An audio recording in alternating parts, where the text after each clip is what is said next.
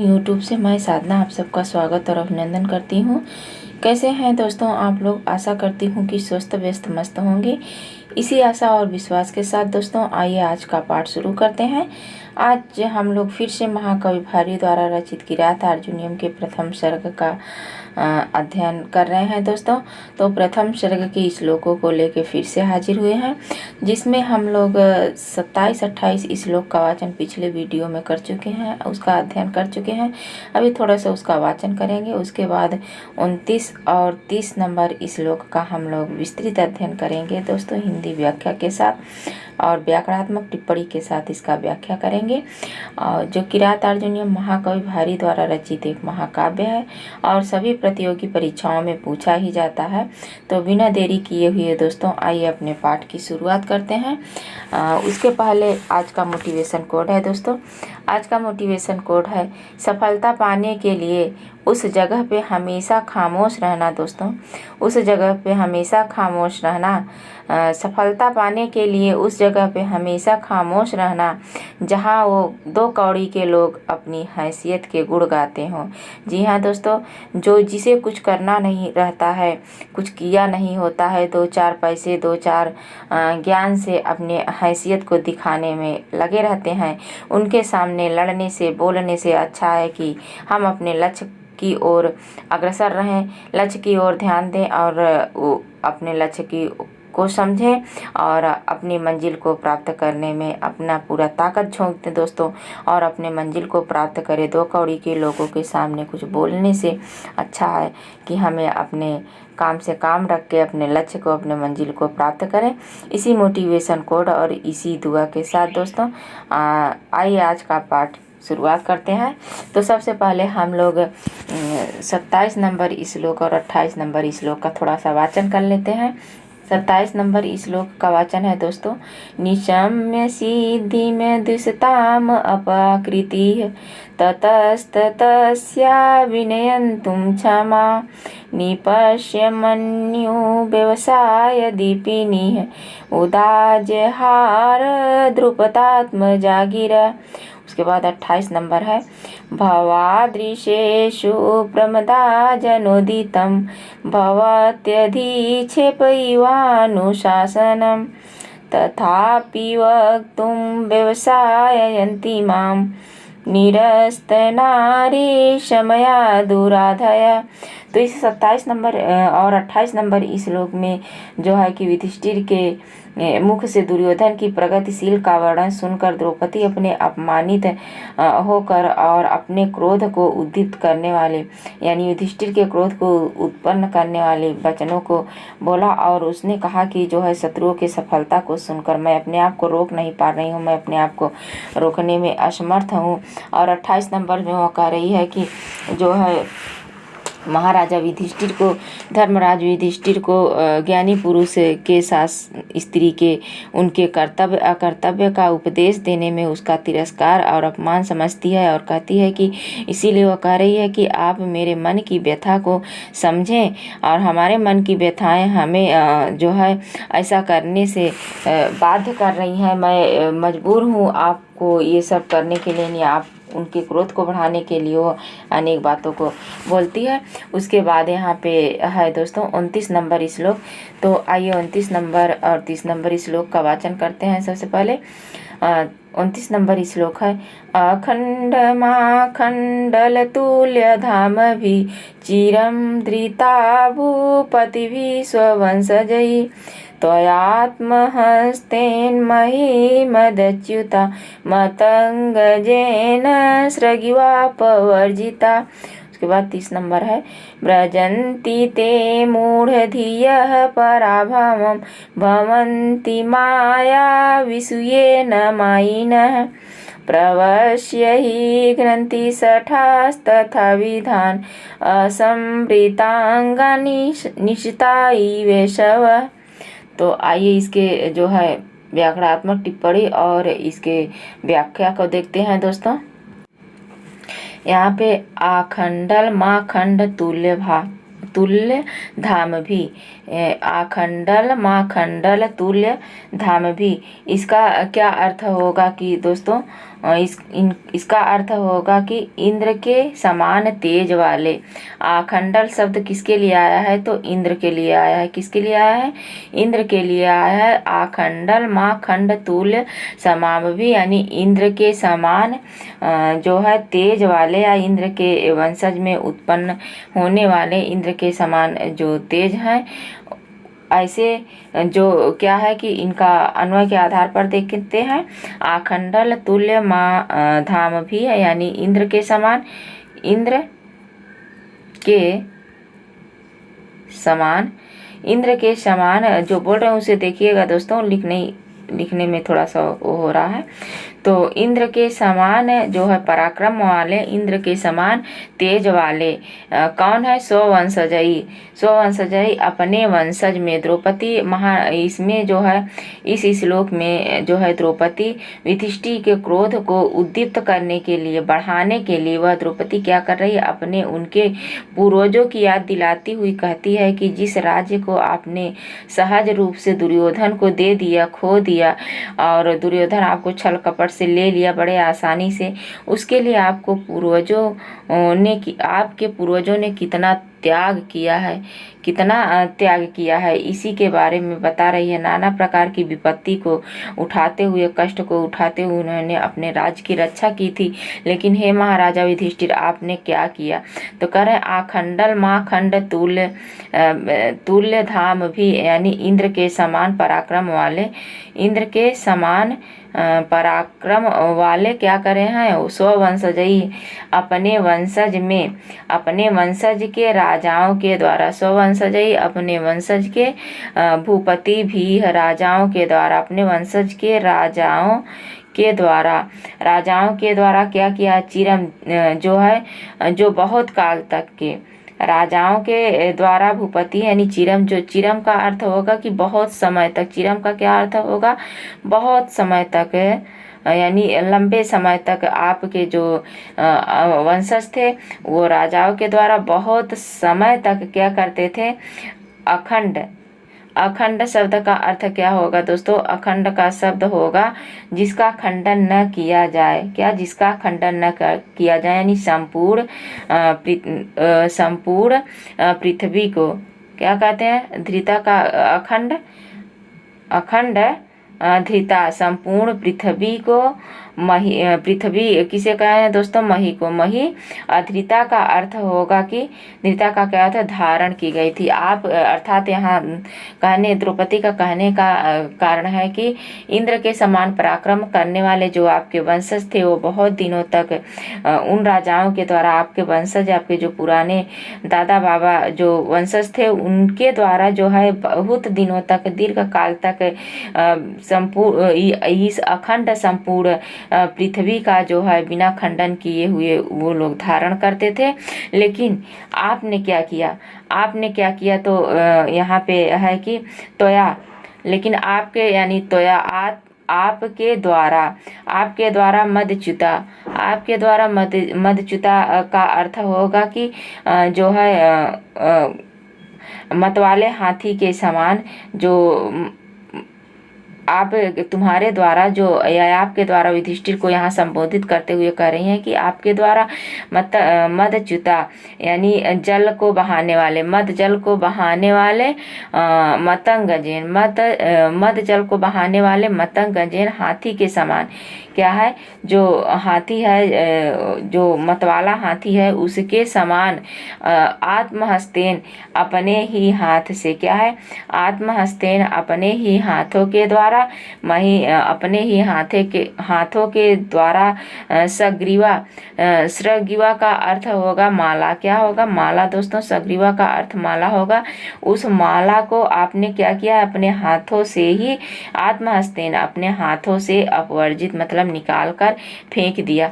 अर्थात द्रौपदी का कहने का तात्पर्य है कि इंद्र के समान तेजस्वी आपके जो वंशज इसी वंश में उत्पन्न हुए थे, उन राजाओं के द्वारा अधिक समय तक, लंबे समय तक जो इस पृथ्वी को बिना खंडन किए हुए इस धरती को उन्होंने राज्य किया है, धारण किया है, उसी पृथ्वी को आपने क्या किया महाराज, आपने उस मदस्रावी यानी मतवाली हाथी के समान, जैसे मतवाली हाथी अपने माला को बिना सोचे समझे अपने ही सूंड से निकाल के बाहर फेंक देती है, उसी प्रकार आपने अपने राज्य को उस दुष्ट दुर्योधन के हाथों में निकाल के दे दिया है।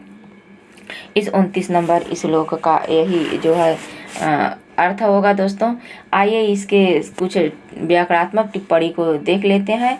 तो यहाँ पे है कि अखंडल शब्द का अर्थ होगा, अखंडल शब्द का अर्थ इंद्र के लिए आया है दोस्तों, समझ लीजिए किसके लिए, इंद्र के लिए आया है। और उसके बाद इसमें होगा कि यहाँ होगा कि आखंडलेन तुल्यम धाम तेसाम ते, आखंडल तुल्यम में बहुव्रीहि समास है। क्या आखंडल तुल्यम में बहुव्रीहि समास है। इसके पहले हम लोग 30 नंबर इस श्लोक का भी जो है देख लेते हैं अर्थ, उसके बाद व्याकरणात्मक टिप्पणी को बाद में देखेंगे। इसके बाद तो 30 नंबर श्लोक है कि ब्रजंति ते, क्या है यहाँ पे, ब्रजंति ते मूढ़धियः, ब्रजंति ते मूढ़धियः पराभवम भवन्ति माया विषु ये न मायिनः, प्रवश्य ही ग्रंथि सठास तथा विधान असंवृतांग निशिता इवेशवः। तो इस 30 नंबर श्लोक में जो द्रौपदी हैं वे महाराजा युधिष्ठिर से कह रही हैं कि दुष्ट मनुष्य के साथ दुष्टता का ही व्यवहार करना चाहिए।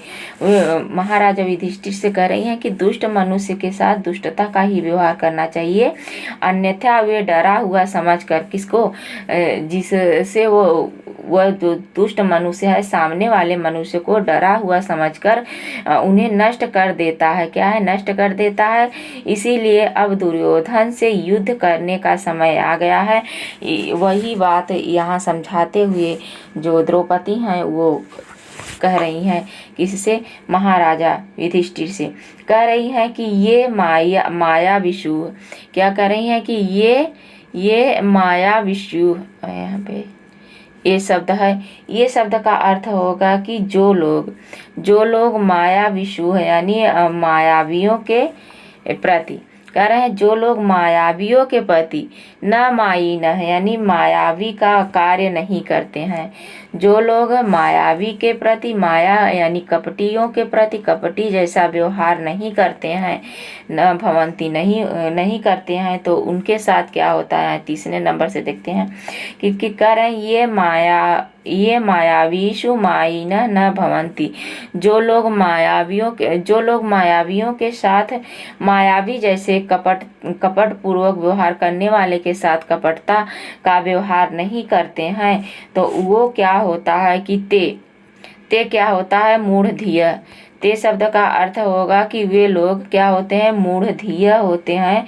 ते मूढ़धिय पराभवम व्रजंती, ते मूढ़धिय पराभवम व्रजंती, वे क्या कहते हैं, मूढ़धिय मूर्ख बुद्धि वाले के समान, पराभवम माने पराजय को, व्रजंती मतलब प्राप्त करते हैं। व्रजंती का अर्थ होगा कि प्राप्त करते हैं, पराजय मीन्स पराजय को, मूढ़धिय मीन्स वो मूर्ख लोग क्या होते हैं।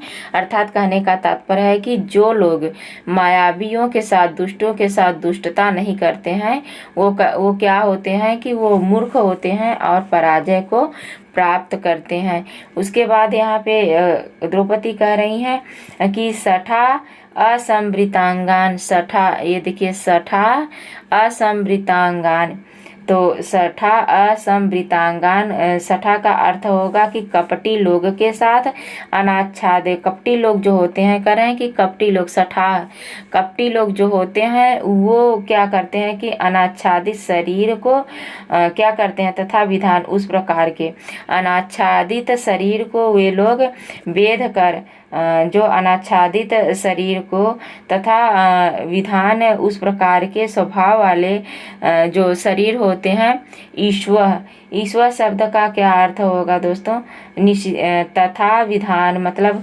द्रौपदी का कहने का अर्थ है कि जो दुष्ट लोग होते हैं अनाच्छादित शरीर को क्या करते हैं, तथा विनाश यानी उस प्रकार के स्वभाव वाले जो दुष्ट, उस प्रकार के तथा विधान किस प्रकार के जो दुष्ट स्वभाव के लोग होते हैं, जो दुष्टता करते हैं, वो अपने दुष्टों से, दुष्टता करने से कभी बाज नहीं आते हैं। तो क्या करते हैं कि जो है निशिता, निशिता शब्द का निशता ईसव ईव यानी वो तीक्ष्ण बाणों के समान, तीक्ष्ण बाणों के समान प्रविष्ट होकर वो क्या करते हैं, ईसवा मतलब कि प्रवेश, तीक्ष्ण बाणों के समान प्रविष्ट मतलब प्रवेश होकर के घ्नन्ति, घ्नन्ति शब्द यहाँ पे है, घ्नन्ति शब्द है कि मार ही डालते हैं किसे, जो लोग, जो सही लोग होते हैं तो दुष्ट लोग उनके साथ दुष्टता करके और उन्हें तीक्ष्ण बाणों के समान मार डालते हैं।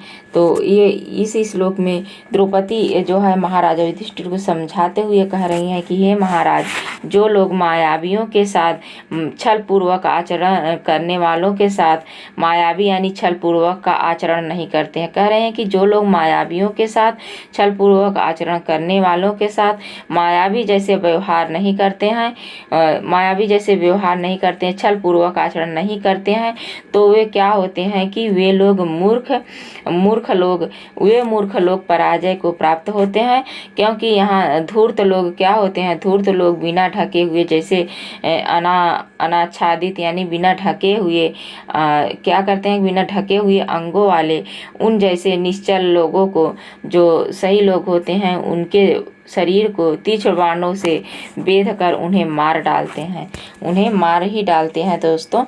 तो आइए 29 और 30 दोनों श्लोकों का हम लोग व्याकरणात्मक टिप्पणी, श्लोक है तो अखंडल माखंड तुल्य अभिसिति, इसके व्याकरणात्मक टिप्पणी और शब्दार्थ को देख लेते हैं।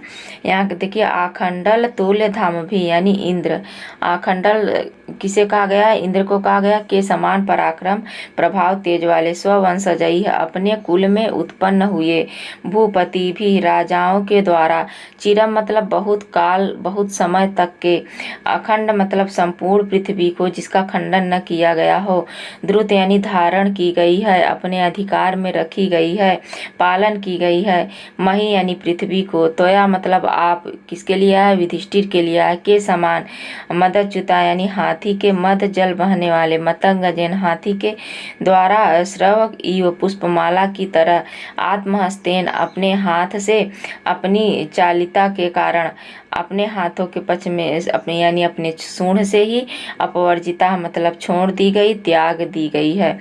वही कह रहे हैं कि हे जो है युधिष्ठिर, इंद्र के समान पराक्रम प्रभाव तेज वाले, अपने कुल में उत्पन्न हुए, भारत आदि राजाओं के द्वारा जो है बहुत काल तक के संपूर्ण पृथ्वी में धारण की गई, अपने अधिकार में रखी गई पृथ्वी आप युधिष्ठिर के द्वारा स्वयं अपने हाथ से छोड़ दिए हैं। जिस प्रकार मद जल बहाने वाली हाथी के द्वारा पुष्पमाला को सूंड से निकाल दी जाती है, उसी प्रकार आप भी निकाल दिए हैं दोस्तों। उसके बाद यहाँ पे अखंडलेन इंद्र तुल्यम धाम तेसाम ते आखंडल तुल्य धाम मानः, तय आखंडल तुल्य भी हमें बहुव्रीहि समास है। स्वस्य वंश स्ववंश में तत्पुरुष समास है। स्ववंशे ज्ञायन्ते ये ते स्ववंशजाः, तैः स्ववंशजैः में उपपद समास है दोस्तों। उसके बाद है भूवः तपयः भूपतयः, तैः भूपति भी में तत्पुरुष समास है। और नास्ति अखंड यस्मिन यद तथा यस्तथा आखंडम में बहुव्रीहि समास है। अथवा न खंडम इति अखंडम में नए तत्पुरुष समास है। मदम च्योततीति में मदच्युत तेन मदच्युता पद में जो है उपपद समास है। मतंगात जायते इति मतंगः तेन मतंगजेन में जो है उपपद समास है। आत्महस्त इति आत्महस्तः तेन आत्महस्तेन में तत्पुरुष समास है दोस्तों। उसके बाद यहाँ पे है कि अखंडम। अखंडम शब्द कैसे बना है? अखंडम शब्द जो है ध्रुता शब्द का क्या है? क्रिया विशेषण है, अतः इसमें द्वितीया विभक्ति प्रयुक्त हुई है। ध्रुता शब्द कैसे बना है? धी धातु से अक्त प्रत्यय लगा के स्त्रीलिंग के टाप प्रत्यय को लगा के बना है। अपवार्जिता कैसे बना है दोस्तों? अपवर्जिता शब्द बना है अप उपसर्ग से ब्रज धातु से डी प्रत्यय लगा के अपवर्जिता शब्द बना है। और इस श्लोक में जो है उपमा अलंकार है। कौन सा अलंकार है? उपमा अलंकार है। छंद आप लोगों को पता है, वंशज छंद है, और इसमें प्रसाद गुण और रीति वैदर भी है दोस्तों। उसके बाद आइए 29 नंबर श्लोक का जो है हम लोग देख लेते हैं। ब्रजंती ते मूढ़धिया पराभवम भवंती माया विषयमाइन। इसके अर्थ को हम लोग समझ लिए हैं। थोड़ा सा इसके व्याकरण इसमें देख लेते हैं शब्दार्थ। मूढ़धिया शब्द मंद बुद्धि वाले यानी विवेक शून्य वाले, तेवे वो लोग, पराभवम पराजय तिरस्कार को प्राप्त करते हैं, ब्रजंती मतलब प्राप्त करते हैं, प्राप्त होते हैं। कौन? जो लोग मायावीशु मायावियों के साथ माया जैसे व्यवहार न करते हैं, नहीं होते हैं। क्योंकि क्या होता है कि धूर्त लोग जो होते हैं, सठा मतलब धूर्त चालाक दुष्ट कुटिल व्यक्ति जो होता है वो तथा विधान उस प्रकार के साथ सरलता से क्या करता है? सरलता से के लोगों को असंवृता अनाच्छादित बिना ढके हुए शरीर वाले के, बिना कवच आदि के जो शरीर रहता है उसी के समान उन्हें जो है क्या करता है? उनके अंगों को निशिता में से तीखे बाण से, तेज बाण से, ईसवा मतलब ईसा ईवानी बाणों के तरह प्रवेश होकर उनके शरीर को, उनके आत्मा को जो है मार डालता है, विनष्ट कर देता है। यहाँ पे अर्थ है मंद बुद्धि वाले मूर्ख लोग सर्वदा पराजय तिरस्कार को प्राप्त करते हैं, क्योंकि कपटियों के प्रति कपटी जैसा व्यवहार नहीं होता है और नहीं करते हैं। क्योंकि धूर्त लोग उस प्रकार से निष्कपट लोगों के हृदय को और उनके शरीर को जाकर तीक्ष्ण बाणों के समान घुसकर उन्हें जो बिना कवच का जो शरीर रहता है उसमें जैसे बाण घुस जाता है और उनके शरीर को छत विछत कर देता है, उसी प्रकार धूर्त लोग होते हैं, उनके अंदर प्रवेश करके उन्हें छत विछत जो है मार ही डालते हैं दोस्तों। आइए इसके व्याकरणात्मक टिप्पणी को देख लेते हैं। यहाँ है मूढ़ाः धीः तेषां ते मूढ़धियः में बहुव्रीहि समास है, तथा विधा येषां ते तथा विधाः में भी बहुव्रीहि समास है। न संवृतम असंवृतम में नए तत्पुरुष समास है। संवृतानि अंगानि येषां ते संवृत अंगाः तान में भी बहुव्रीहि समास है दोस्तों। उसके बाद यहाँ निशिता शब्द कैसे बना है? देखिए निशिता शब्द बना है नि उपसर्ग के शो धातु से अक्त प्रत्यय लगा के निशिता बना है। प्रविश्य शब्द कैसे बना है? प्रविश्य शब्द बना है प्र उपसर्ग से विष धातु से अक्तवा के स्थान पर लेप प्रत्यय लगा के बना है। उसके बाद है घ्नन्ति शब्द कैसे बना है? हन धातु से लट लकार अन्य पुरुष यानी प्रथम पुरुष के एक वचन का, ये बहुवचन का घ्नन्ति जो है बहुवचन का रूप है दोस्तों। यहाँ गलत दिया है, एक वचन का हंति होगा, क्या होगा? हंति होगा। घ्नन्ति बहुवचन का रूप है, अन्य पुरुष के बहुवचन का रूप है घ्नन्ति। तो इस श्लोक में जो उपमा है वो कौन सा है? उपमा इसमें जो है उपमा अलंकार है। अलंकार कौन सा है? उपमा अलंकार हेतु पूर्वक समर्थन होने के कारण काव्यलिंग अलंकार है, और तिलत तुल्यवत में स्थिति होने में समृद्धि अलंकार है। और जो है उसके बाद है कि छंद जो है वो वंशस्थ है, रीति वैदर भी प्रसाद गुण है दोस्तों। तो आज बस यहीं तक। और वीडियो कैसे लगा आप लोगों को दोस्तों? अच्छा लगे तो लाइक शेयर कमेंट करिए। और हमारे उन साथियों से रिक्वेस्ट है जो हमारे नए साथी हों, वीडियो को देख रहे हों, अगर चैनल को अभी तक सब्सक्राइब नहीं किया हो तो सब्सक्राइब करिए दोस्तों, और हमारा उत्साह बढ़ाइए। और जो भी कमियाँ अच्छाइयाँ हो उसे जो है कमेंट के माध्यम से हमें बताने की कोशिश कीजिए। नमः संस्कृताय दोस्तों, धन्यवाद।